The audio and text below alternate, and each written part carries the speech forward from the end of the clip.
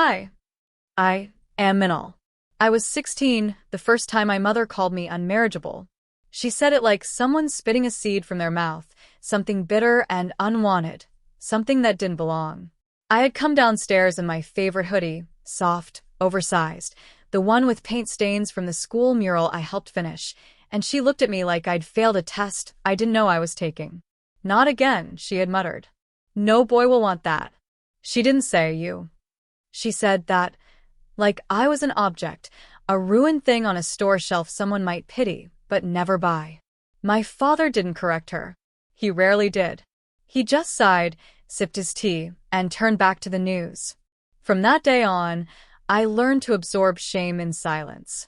Not because it didn't hurt, but because I was tired of screaming into a void that echoed only judgment. My name is Minal. I was born in the kind of family that looks perfect from the outside.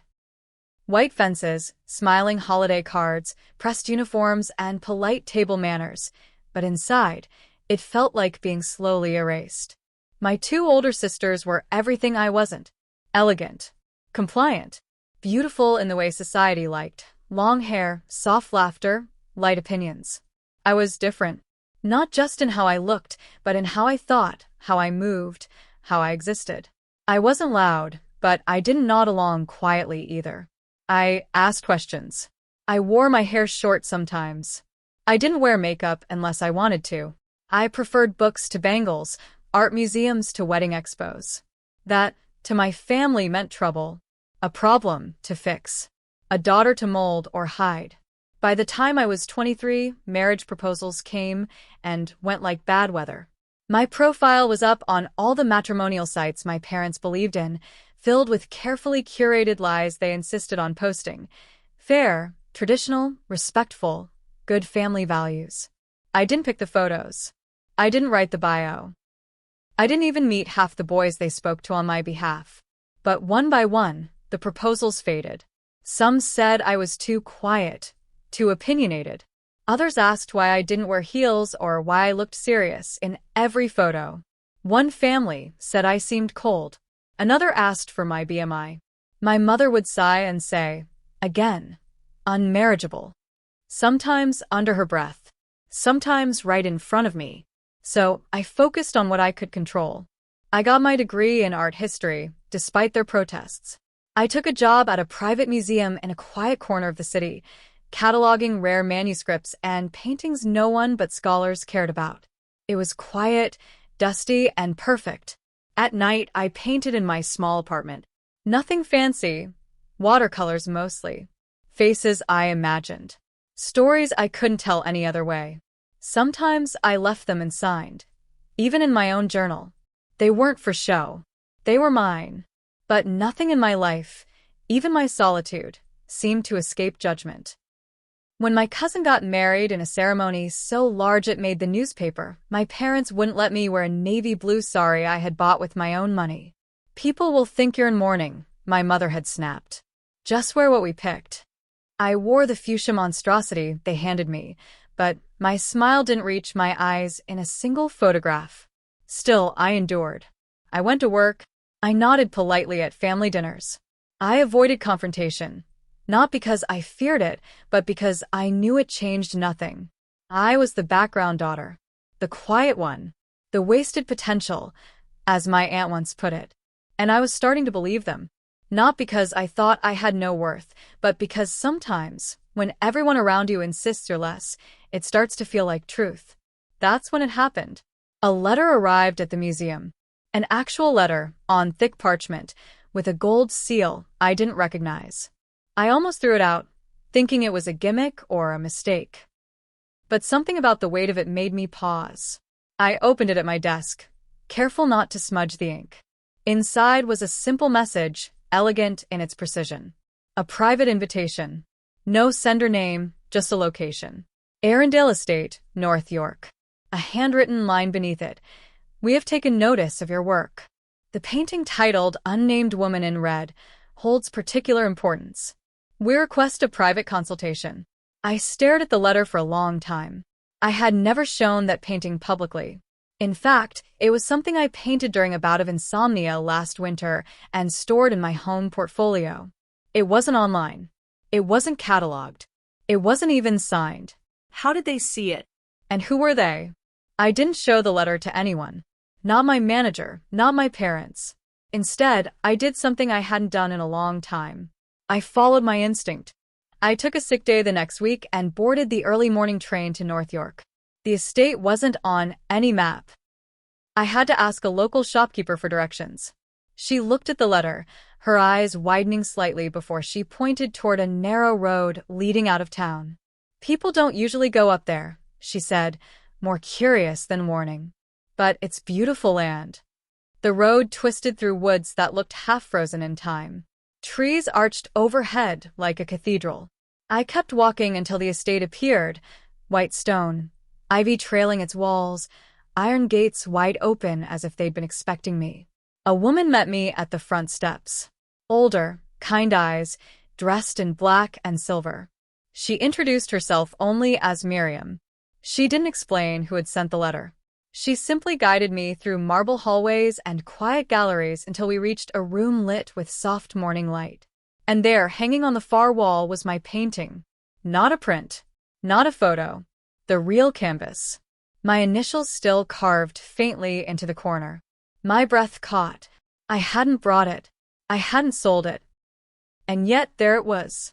How I started to speak, but Miriam only smiled, as though she understood everything I couldn't yet say. "You've been seen, Minal," she said gently. "Truly seen. Not many are." Before I could question her further, another figure stepped into the room. A man, maybe early 30s, dressed in a tailored navy coat, his presence calm but undeniable. Miriam introduced him simply. He was Prince Alaric of Idvan. My brain struggled to make sense of the name. It sounded familiar in a distant, tabloid sort of way. A small European monarchy I knew next to nothing about. He nodded politely and gestured to the painting. "You have a gift," he said. "One we've been searching for." I stood frozen, unsure whether I was dreaming or had stumbled into some elaborate prank. But he wasn't smiling like someone making fun of me. His eyes held something else, recognition maybe, or respect. He asked me questions about my inspirations, my background, even my opinions on restoration ethics. The conversation flowed easier than I expected. I forgot I was speaking to royalty. I forgot everything, honestly, until he said the words that made my pulse stumble. "We'd like to commission you, privately, a series of paintings, portraits, not for public view, for the family vault." Family vault. The phrase made my throat tighten. My own family barely acknowledged my art as more than a hobby. Now a royal archive wanted it. I didn't answer right away. I needed time. I needed clarity. Miriam handed me a card before I left. No title, just a number and an insignia. "If you choose yes, everything changes," she said softly. "Think carefully." I returned to the city with my mind spinning. I didn't tell my parents. What was I supposed to say? They barely believed I deserved a desk job. How would they process this? But the truth hummed beneath my skin. Something was shifting. I felt it. That night, I pulled out all my hidden work, the sketches, the fragments, the unfinished ideas, and spread them across my floor like puzzle pieces. They weren't perfect, but they were mine. And suddenly they mattered. 3 days later, I called the number on the card. I didn't have a plan, just a feeling. Miriam answered. "I'm ready," I said, voice steadier than I expected. "But I need to understand something first." "Why me?" Her pause was brief, but meaningful. "Because truth shows in your lines," she said. "And we've hidden truth for far too long." I didn't know then what those words meant. I didn't know that saying yes would unravel secrets bigger than art. That buried within this opportunity was something deeper. And that the girl once called unmarriageable would soon be at the center of a story the world wasn't ready for. But I was. The first time I saw the inside of a Devon's royal archive, I forgot how to breathe. It wasn't just the scale. Walls soaring high, carved with ancient symbols. It was the silence. A stillness so complete, it felt like memory itself had settled into the dust. Miriam led me down a corridor lined with portraits, some familiar, others anonymous, until we reached a locked room at the very back. She unlocked it with a key shaped like a quill, then gestured for me to step inside. What I saw there didn't make sense. The room was filled with half-finished paintings. Each one bore striking resemblance to mine, not copies but echoes. The same use of light, the same sweeping brushstrokes. But the signatures were wrong. Not mine. Different names, different dates. One canvas was dated 1862, another 1949, another still 2003. And yet they felt like my work, like my hands had touched them somehow across time. I turned slowly toward Miriam. She didn't look surprised. "You're not the first," she said. "But you may be the last." I didn't understand. Not then. But that was the first crack in the reality I thought I knew. She didn't explain further. Instead, she handed me a slim folder. Inside were 5 portraits, women of different eras, each one unnamed, each one unfinished. "We believe these women were connected," Miriam said. "And not just through art. There's a thread in the royal bloodline that has been hidden, erased. We believe you can finish what they started." The commission wasn't just art. It was reclamation. I was to complete their portraits one by one for the vault, but also for something more. A ceremony. A public unveiling never attempted before. I agreed. I couldn't explain why, only that it felt less like a choice and more like a calling. They set me up in a guest residence on the estate grounds, a modest stone cottage filled with natural light. Every morning, I walked to the archive. Every night, I returned with my head full of faces that weren't mine. And slowly, things began to change. The first portrait I worked on was of a woman in 1920s dress, her eyes full of mischief and defiance. As I painted, I found my hand moving without conscious thought, filling in details I couldn't have known. An emerald pin on her collar, a faint scar on her wrist, the ghost of laughter in the corner of her lips. When I finished, I felt emptied, but also complete. That night, I dreamt of her. Not in a vague, symbolic way. I saw her clearly. She was dancing in a marble hall, spinning, laughing, surrounded by strangers in dark coats. She turned to me and said, "Don't let them bury me again." I woke up shaking. I tried to tell Miriam. She only nodded. It happens to all of them. The ones who carry the echo. Echo. That word stayed with me. I didn't know what it meant, but I felt it. In my bones. Like memory passed down through marrow. Prince Alaric visited twice during the first week. Always polite. Always curious. But distant, like someone watching a storm approach. He never told me much about the portraits. Only that his grandmother had tried to reveal the truth decades ago, and it had nearly cost her everything. I didn't ask questions. Not yet. But the estate had secrets. One night, unable to sleep, I wandered the gardens. That's when I found the sealed wing. A low stone building with boarded windows and a rusted iron lock. A single word carved above the door. Holith. I didn't know what it meant, but I felt pulled to it. As if the answer waited behind that door. The next morning, Miriam was gone. No note. No explanation. A young man named Leo appeared in her place, claiming to be a royal steward. He smiled too much and told me not to worry. "She often takes time away," he said. But something in his voice felt false. Like he was reciting a script. 2 days passed. No word from Miriam. Then, on the third night, someone slipped a folded paper under my door. No name. No signature. Just a single sentence written in hurried ink. "They don't want you to know who she was." Who? I checked the portraits. The one I had just finished, the woman in the emerald pin, was gone from the studio. I hadn't moved it. Neither had I been informed. I asked Leo. He shrugged. "Maybe Miriam took it," he said, but his eyes didn't meet mine. The next evening, I followed him. He left the main hall at dusk, walking swiftly toward the Holith wing. I stayed far enough behind not to be seen. He unlocked the door with a key tucked in his sleeve and disappeared inside. I waited an hour before creeping up. The lock was old, but simple. I'd once learned to pick similar ones while volunteering at a historical reenactment camp. I tried the trick. It clicked open. Inside was a gallery, but not of paintings, of files, records, ledgers, birth certificates, death reports, all redacted or marked sealed. But some pages had been overlooked. I found one that stopped my breath. It was a newspaper clipping from 1961. Local woman claims royal blood, institutionalized without trial. Below it, a photo of a woman with eyes that looked like mine. The article said she was removed from her home after claiming to be the illegitimate daughter of Prince Thomas of Edvon. Her name, Mira Aileen. Artist. No surviving relatives. Except she looked like me. Too much like me. I searched the files frantically, fingers shaking. More portraits. More unmarriageable, women who had vanished quietly. Always painters.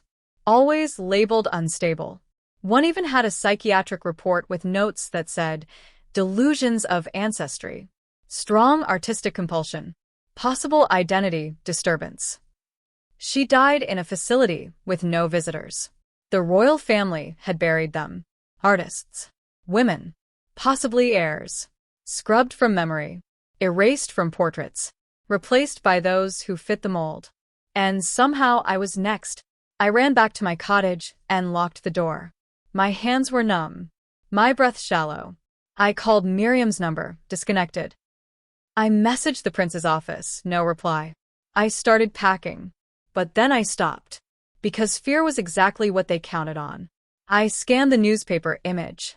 I compared it to my face. My birth certificate. My mother's maiden name. Something was wrong.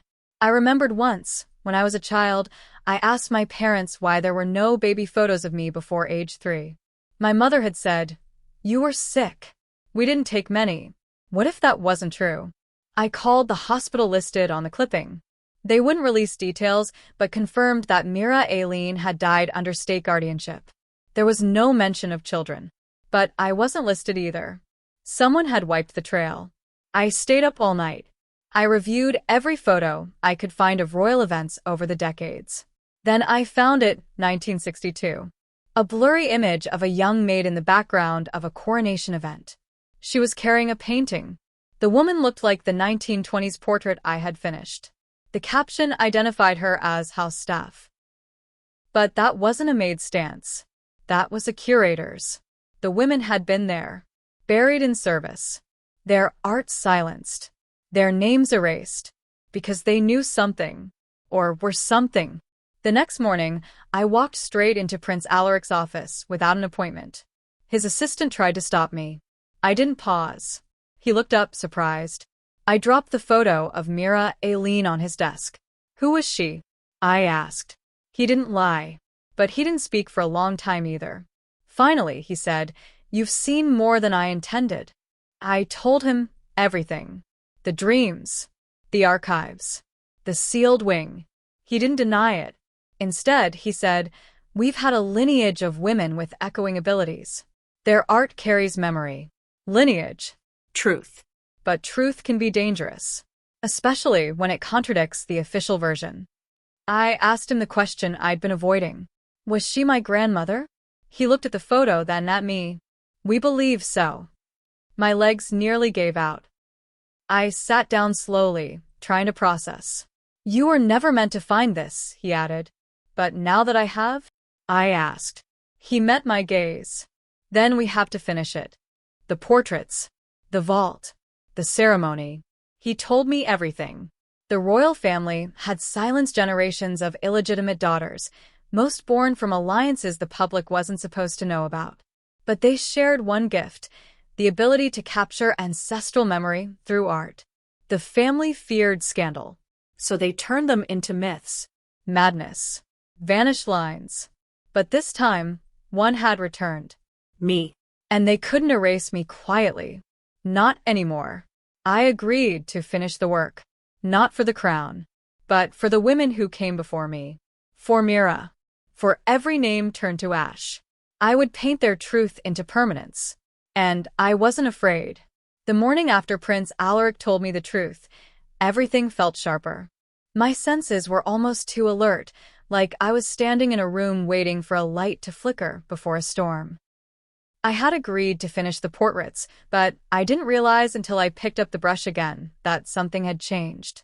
The faces I painted no longer felt like strangers. They were family.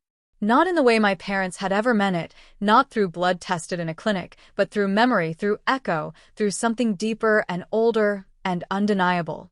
With every line I added, I could feel their resistance to being forgotten, their grief, their warnings. I completed 3 portraits in 10 days. Each one revealed more than it should have. One woman, Adira, had lived in 1884 and painted with crushed berries during a famine.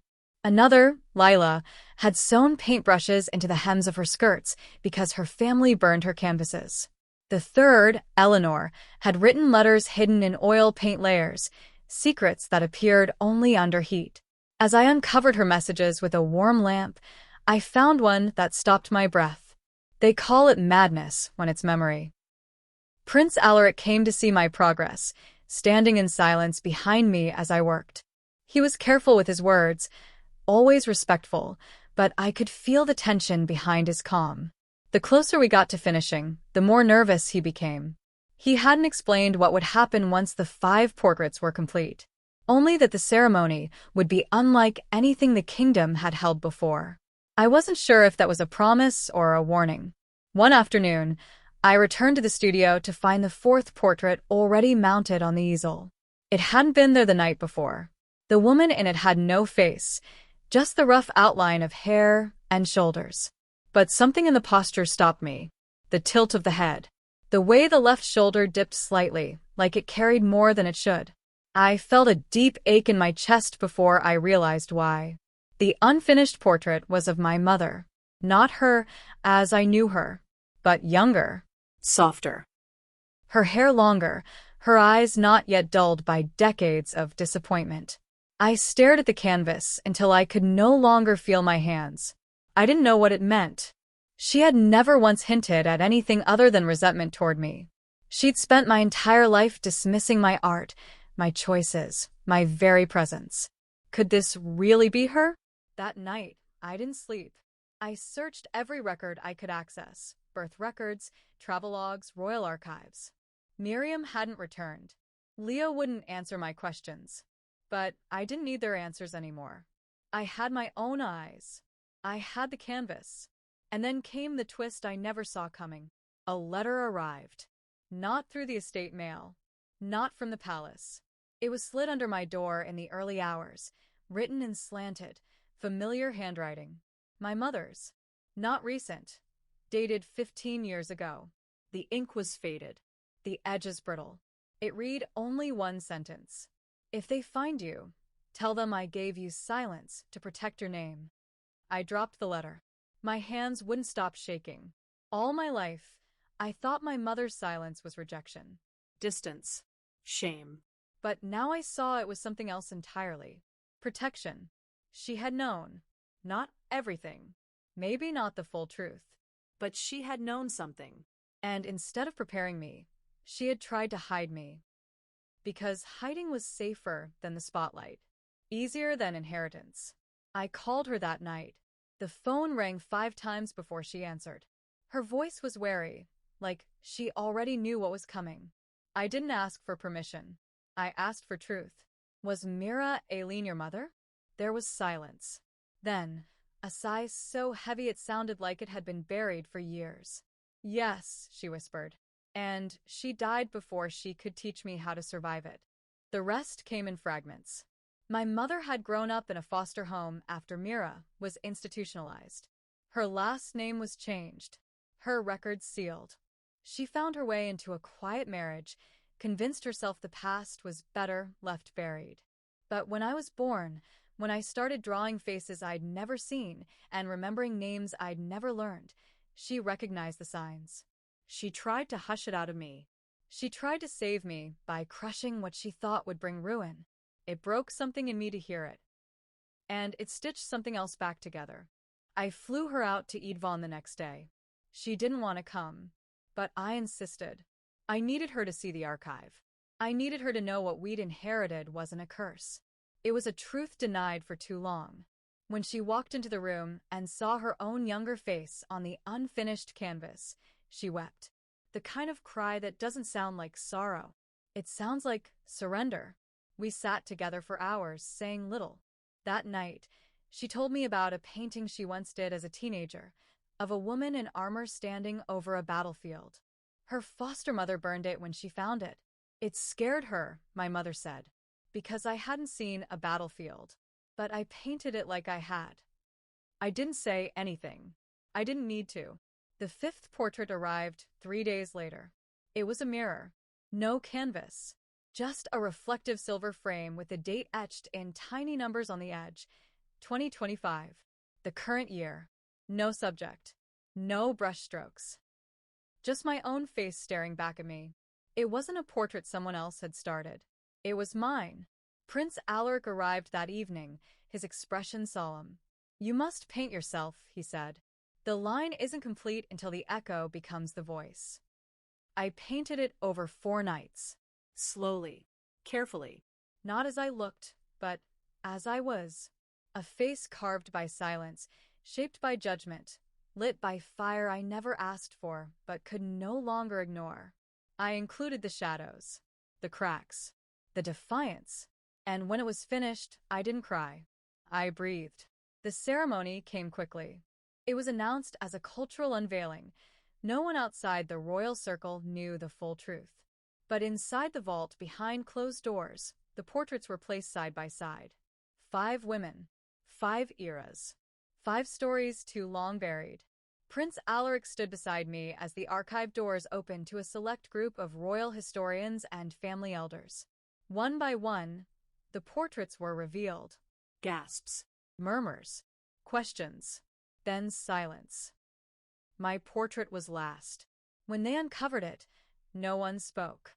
Because I had painted something more than a face. I had painted a legacy. In the corner of my frame, I added one final detail. Not initials. Not my name.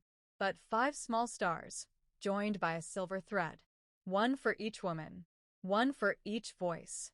Miriam returned during the final hours of the exhibit. Her absence hadn't been an accident. She had been silenced. Temporarily. But not broken. She stood in the back of the room, tears in her eyes, and nodded at me once. I nodded back. Prince Alaric approached me the next morning.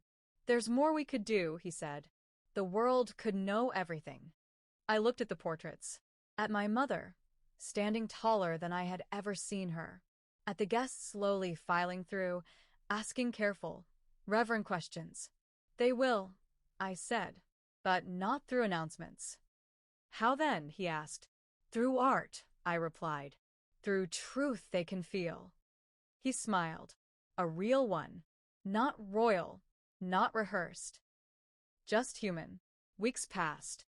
The story of the exhibition spread. Slowly. Organically. Rumors. Whispers. A secret royal history hinted at through paint and shadow. My name wasn't at the center of headlines. But it didn't need to be. For the first time in my life, I didn't need credit to feel real. Back home, my parents were quiet, but not distant. My father sent a single message. "We were wrong, and we see you now." That was enough. Joy took time, but she came. My cousin, who once pitted me at weddings, arrived at the gallery 6 months later and asked for a print of the 1920s portrait. "She reminds me of myself," she said. I smiled, because now she could see her too. The past had tried to erase us, but we painted ourselves back in. The world didn't explode when the truth came out. It shifted, quietly, deeply, like tectonic plates underfoot that no one notices until the ground is already different. Within weeks of the exhibit's unveiling, art scholars across Europe began requesting private viewings. Some came for curiosity, others out of disbelief, but most left in silence, shaken by what they saw. They didn't know the full story, not yet, but they felt something ancient pulsing beneath the brushstrokes. That was the magic. That was the risk. Meanwhile, my life became a paradox, public but invisible. The royal family officially never addressed the exhibit's subtext. They praised my artistic contributions and modern interpretations of historical femininity, carefully avoiding any mention of lineage or blood. I was named Honorary Royal Archivist. They gave me a title, a badge, and an office in a wing that hadn't been opened in a century. But behind every courtesy was caution, because they knew the truth had only begun to speak. And I held the brush now. I thought the most dangerous part was over. But I was wrong. It started with an invitation. A handwritten note slipped into my personal sketchbook, one I kept in my locked desk drawer. No seal. No initials. Just a location, a time, and a symbol I recognized but didn't understand. A phoenix wrapped around a key. The address led to an abandoned chapel 2 towns over, hidden behind an overgrown vineyard and a rusted gate. I told no one I was going. Not Alaric, not Miriam, not even my mother. I needed to know who else was watching. I arrived at twilight, the sky bruised with fading pink, the air heavy with mist. Inside, the chapel was crumbling but not empty. A woman sat in the last pew, facing the altar. She didn't look up when I approached. "I've been waiting for you," she said. Her name was Asara. Not royal, not titled. A historian. Self-taught, self-funded, self-forgotten by the establishment. She had spent 2 decades following the silent women across Europe, the ones erased from royal bloodlines, court records, even death registries. She had traced them through portraits, private letters, and signed poems, even funeral programs with names misspelled on purpose. Her obsession had nearly cost her career. She showed me her findings, pages of mapped connections, names linked by nothing but artistic instinct and maternal patterns. And she had found something I hadn't. A 6th. Another woman. Another portrait. Another silence. But this one wasn't lost. It was hidden deliberately. "Your exhibition," Isara said, flipping to a grainy photo, triggered something. The photo showed a painting. A woman in 16th century armor, her hand resting on a dagger, her eyes locked forward in defiance. I recognized the style instantly. The brushwork. The emotion. It wasn't mine, but it was familiar. Too familiar. "It's in the royal family's private collection," Isara whispered. "Uncatalogued. Restricted access. She's the original Echo." The beginning of it all. My breath caught. If what Isara said was true, everything I'd painted, everything I discovered, wasn't just coincidence or gift. It was legacy, yes, but orchestrated. Selected. Passed down. Echo wasn't just memory. It was design. I returned to the estate that night, unable to think clearly. My office felt smaller. My hands felt wrong. Had I been a pawn? A vessel? Or something more? The next morning, I confronted Alaric. He didn't flinch. He didn't deny it. "She was the first," he admitted quietly. "But the truth is more dangerous than the myth." "Then why keep it hidden?" I demanded. "Because if people knew," he said, "they'd question the entire foundation of our bloodline." I stared at him. "They should." His silence was answer enough. That evening, I slipped into the restricted vault on my own. I knew the codes. I had the access badge. The door groaned open, air stale with time.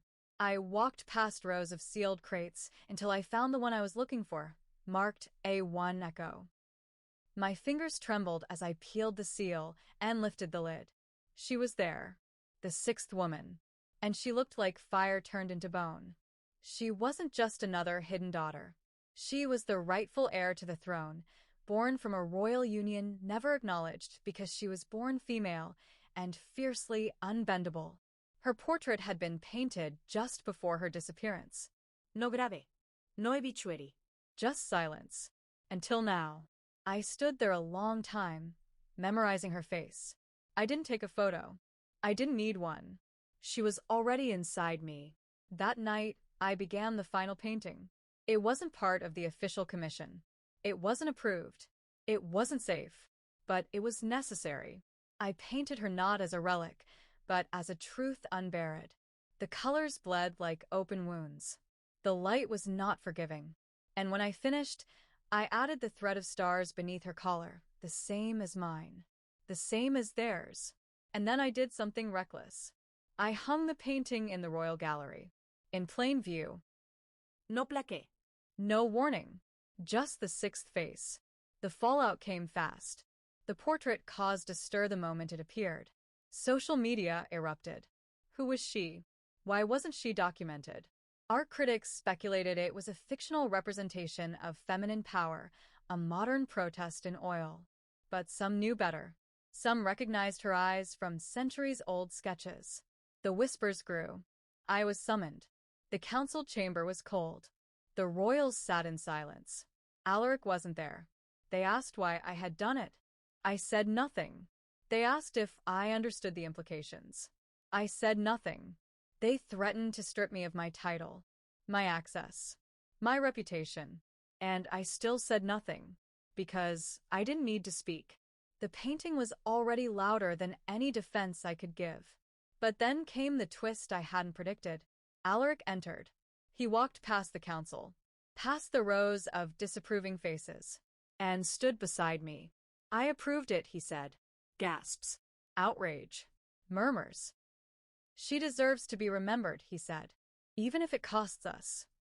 His voice didn't tremble. I looked at him, not as a prince, but as a man finally choosing truth over legacy.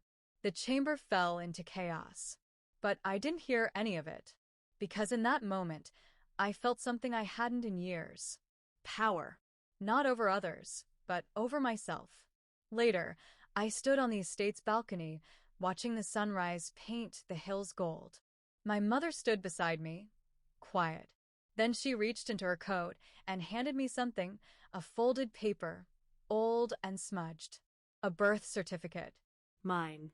The father's name had been blacked out, but behind it, faint, barely visible, was a handwritten word in faded ink.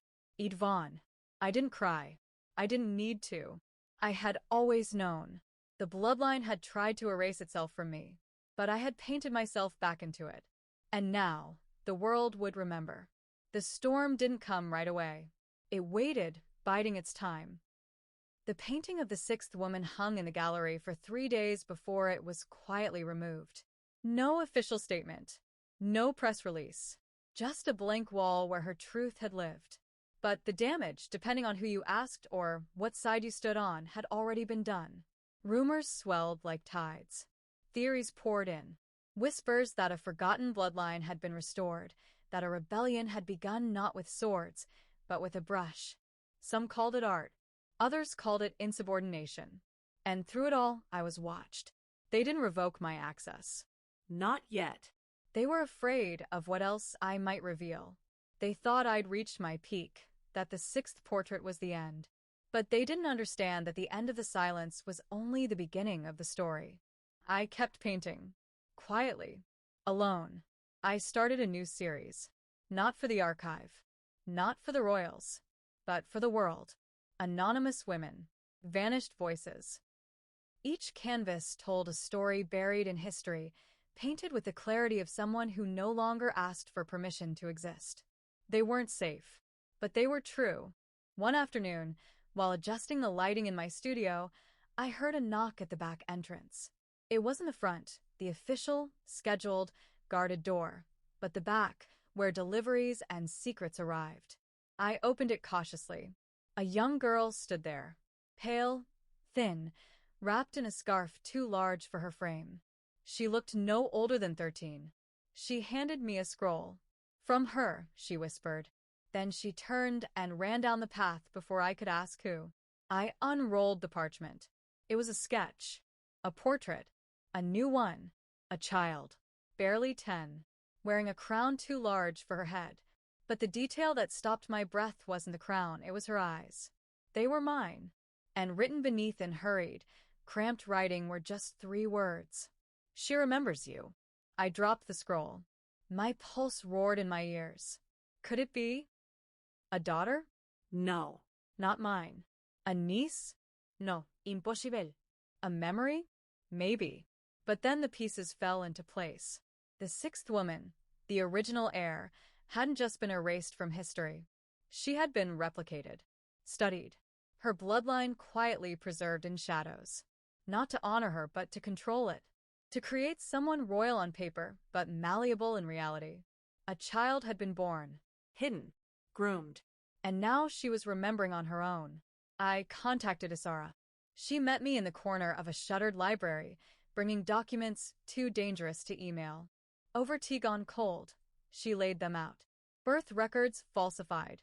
Hospital logs erased. The girl, known only by a code name, Liz, had been placed in a state-funded art conservatory under the patronage of a royal-affiliated trust. Not for her development, but for containment. They had found a child who echoed, and they were keeping her from herself. I knew what I had to do. It wasn't a rescue. It was a recognition. I traveled to the conservatory under the guise of a guest lecturer. My name still carried weight, enough to buy me access to the studio halls. The children painted in silence, their work clinical, controlled, emotionally blank. Until I saw her. Liz. She was sitting cross-legged on the floor, not at an easel, but in a corner, sketching furiously in a small leather book. Her instructor hadn't noticed. No one had. I approached slowly, quietly. She didn't look up, but she said one word, Minal. I froze. No one had told her my name. I sat beside her. She turned the book toward me. Inside was a sketch of the sixth woman. My painting, but different, sharper, detailed with memories I hadn't painted. A ring, a birthmark, a sword with initials on the blade. Details only someone who had seen her, not just her portrait, could know. Liz remembered things she had no way of knowing. The echo wasn't fading. It was evolving. I asked her if she wanted to leave. She nodded, but said nothing. I walked her out the front door. No gares. No helares. No resistance. Because they never expected someone would simply walk out. I brought her to the estate. To the archive. To the sixth portrait, now hidden behind velvet curtains. She stood before it in silence. Then whispered, I've seen her in dreams. The truth didn't need verification. It radiated from her. She was the link, not to the past, but to the future. That night, I called Alaric. I told him everything. He arrived within hours, not as a prince, but as a man standing at the edge of a choice. His expression when he saw her was unreadable, but his voice was steady. She's royal. She's more than that, I said. She's the correction. We met with the council again. This time, with Liz in the room. They denied it all.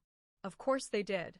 They said she was an orphan, a charity case, an unverified minor, until she opened her sketchbook and flipped to the final page. A memory not of her own, but of a private coronation hall known only to immediate royals. A hall that hadn't been photographed in nearly 50 years. A place she had never visited. Until now. No one spoke. And that silence was louder than a confession. They couldn't disprove her, because the truth had lived too long in the shadows to be erased again. The decision didn't come quickly, but eventually, Alaric made the move none of his ancestors ever dared. He announced the unveiling of a new royal lineage initiative, one that recognized lost heirs, undocumented bloodlines, and ancestral rights long denied. He introduced Liz not as a princess, but as a living history reborn. There were protests, outrage, disbelief, but there was also relief. A country tired of polished lies was ready for a cracked truth. Liz was not crowned, but she was claimed, and that made all the difference. The exhibit of the 6 portraits was reopened, with a 7th, Liz. painted not as a monarch, but as a girl who remembered everything and forgave nothing. I stayed behind the curtain mostly. Let the headlines shift to others. Let the country debate. Let the royals defend. I had done what I came to do. I had returned the story to its rightful owners. And finally to myself. My mother returned to the house she once fled from.